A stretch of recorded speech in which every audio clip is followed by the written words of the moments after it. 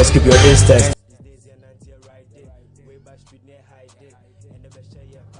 Things where we are party, that's so Michelle.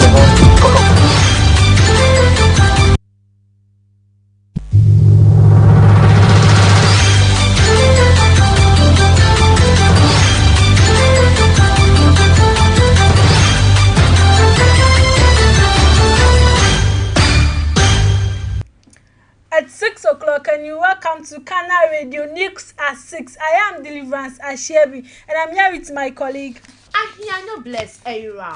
Now, let's take a look at the news headlines. Fire destroys 5 rooms at Bibiani in the Western North region. Former Deputy Minister for Youth, Sports and Culture said John Mahama is the Messiah to save Ghana. In the Volta region, the Katu South District, where a headmaster alleged to commute suicide. Aluminium cooking pot causes heart attacks and stroke. This and many more stories we have for you if you stay last in the next 30 minutes. Into our first social news. Fire has swept through 5 rooms at a compound house at Bibiani in the Bibiani Ahiso Bekwe municipality of the Western North region. The incident, which occurred on Tuesday, the 8th day of March 2022, destroyed the property of the occupants of the rooms and has left them displayed. According to the landlady of the house, Mami Ajua Kinto, some unknown persons had earlier tried to burn down the house, prompting them to report to the police. She told Class FM's Western North Regional Correspondent Hamza Mohammed on Wednesday dawn, "I was sleeping when the fire started from one of the doors. We thought it was the electricity, so we quickly turned it off. When we were able to douse the fire, we went behind the toilet. We saw 2 small blue gallons of petrol, so I asked my children to go and report to the police. Then on Friday, I was in the market when they informed me that part of the house was burning." She, however, indicated that they were not in the house when the fire swept through the 5 other rooms. "We became scared after the first incident, so usually in the evening, we moved to sleep in a hotel, and we moved back home around 3 a.m. On our way back home today, we saw people gathered around our house screaming that we were dead because they thought we were in the house. Upon reaching the scene, we told them we left the house last night." The landlady also disclosed that a loan she took was left to the mercy of the inferno. "Maybe someone has a problem with me, but I have no problem with anyone," she noted. Into the Volta region, where the headmaster of the Hachukopa No. 1 basic school in the Katu South municipality of the Volta region, Mr. Israel Mauli Apatogbo, has been found dead. The body of the almost 60-year-old headmaster was found hanging on a rope tied to a mango tree on the compound of his residence at about 5:30 a.m. on Monday, the 7th day of March 2022, an incident considered to be a suicide. Confirming the incident to Star News, the assemblyman for Viepa Toko electoral area, Victor Ayaku, said, "At about 5:30 a.m. on Monday, I received a call from one of the unit's committee members who informed me about the incident. I rushed to the scene and realized it was true, so I called the police, who came to pick up the body. The body of the deceased has since been deposited at the Katu South Municipal Hospital morgue for preservation as investigation continue." According to the sources, the deceased prior to his death had been moody and behaved quite unusual, a chain staff of the school dictated. Into our last social news, 2 police officers grabbed for their alleged involvement in bullion van robberies. 2 police officers are among several other suspects who have been arrested for their alleged involvement in multiple robberies on bullion van in the Greater Accra region. After the police announced this statement on Monday, the 7th day of March 2022. Coming up is political news. In politics, former Deputy Minister for Youth, Sports and Culture Joseph Yamin has said that ex-president John Dramani Mahama is the one person who can save Ghanaians from the current economic hardships. According to Yamin, the former president proved his capabilities with how he successfully ran the country when he was in power. He added that Ghanaians now recognize that he is the better option. Joseph Yamin also indicated that John Mahama will win the National Democratic Congress primaries without any difficulties because most of the party faithful recognize that he is the only person who can save the country. Meanwhile, speaking at an Independence Day lecture in Accra, former Finance Minister Professor Kwesi Botry said that Ghana is in an economic crisis. According to Professor Botry, the current economic hardships Ghanaians are facing is evidence that the government has failed. In another political news, the National Democratic Congress NDC constituency secretary hopeful for Ejura Setrodumase constituency, Honorable Amadou Hadi, popularly known as geography lawyer, has reaffirmed his readiness to serve his constituents and the party with commitment and integrity when given the opportunity. Honorable Hadi made this declaration over the weekend when he met with some delegates within the constituency to inform them of his intention to contest in the upcoming constituency elections.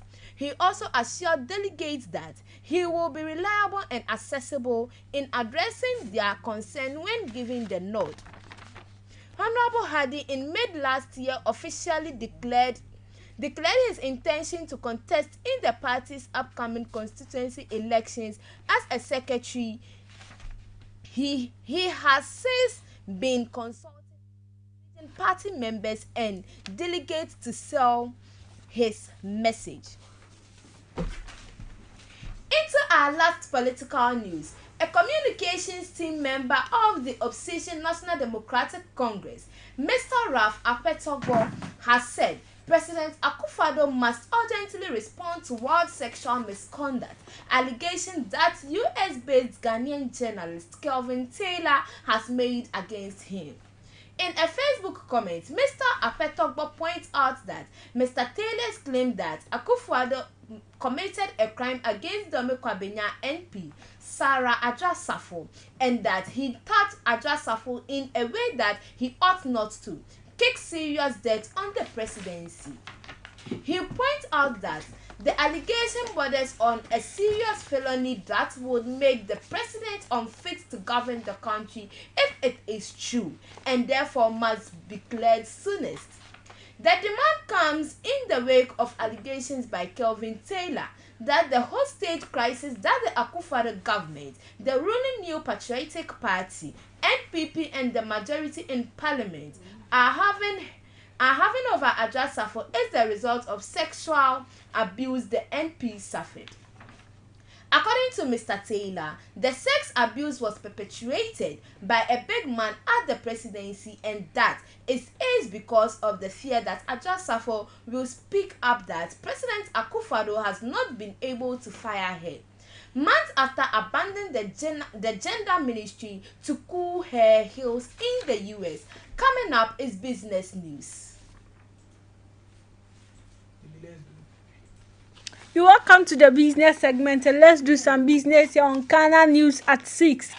Mr. Boachi Ejako discloses that a lot of oil companies in Ghana owing taxes in excess of 75 million.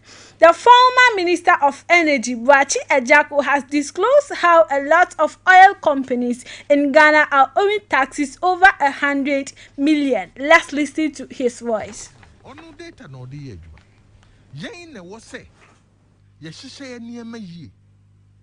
Na obiye hunu se sebe ye boka kura no ye beti yitimitia ana ye sonson ye what they are looking for no se sankrofo we no omo akwanya bi se omo expenditures on beti so ana omo wa akukudro bi se omo betimi a tax omo citizens etia. So, hwɛ na woni akukudra wo de bɛte wo expenditures so. na wo ne akukuduru a wo de be taxi a na chesa wo de wo ye ayo basket case sika no untimi ntua but wo kire se wo betimi a tighten o national belt na wo betimi a convince wo temamufo ama mo tua tax ni bia ka ho a then they know say sika fufuro bi eba na sika fufuro na we say free look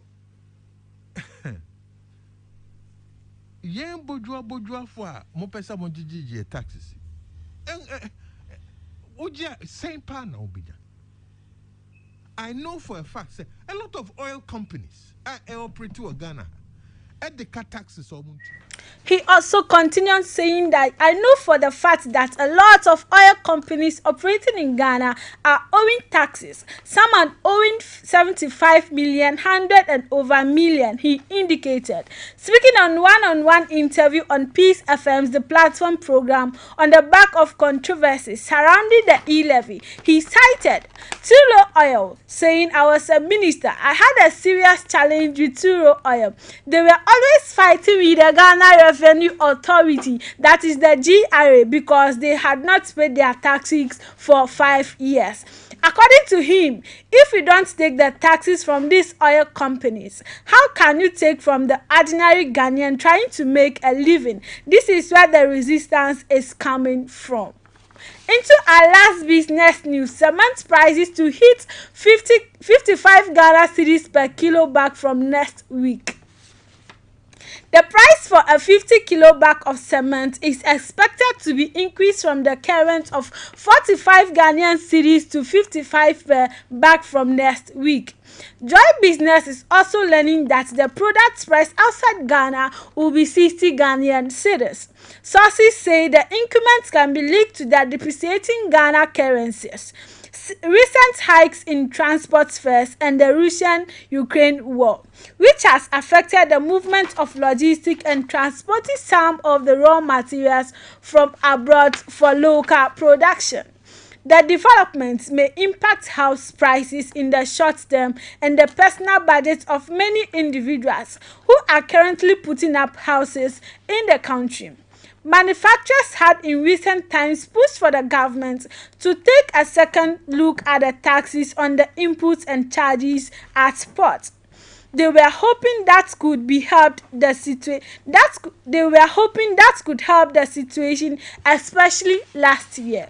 But this didn't get the needed attention from the government. These manufacturers hope that waiving some of these charges at the ports could have slowed the recent hikes that we have seen in the recent times.